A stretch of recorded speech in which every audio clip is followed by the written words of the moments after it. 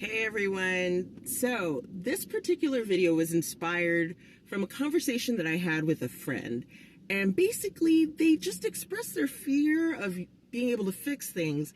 And then getting deeper into the conversation, I realized that it was rooted in the ability not to be able to use tools, or the fear of using tools, particularly a drill.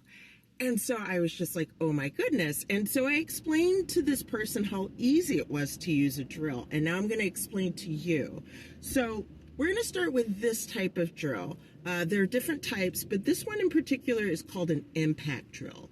It's called an impact drill because you can get a lot of force out of it. And I can see how something like this can be a little bit intimidating, but it really isn't at all. The first thing you're going to do is you're going to put in the bit that you need in order to use the drill.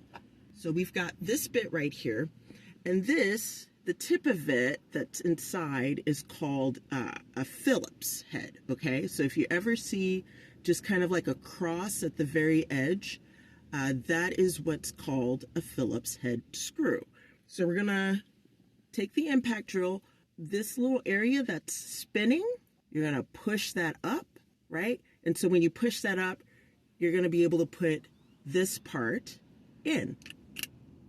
And then you let that go, and then it locks in. So it doesn't go anywhere. It won't go anywhere. And then, right here, this is where you would put your battery pack. So you put your battery pack in there. And so in some of these drills, they actually have settings. So you can do a lower setting, which would be this one, number 1, all the way up to number 3. And then you're ready to go. And some of these even have lights on them so you can see what you're drilling. But it really isn't that bad, and it's pretty simple. And so I hope this was a help to anybody who might be intimidated. It really isn't that bad.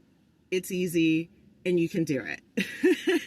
So as always, feel free to follow us, like, and subscribe. Thanks so much.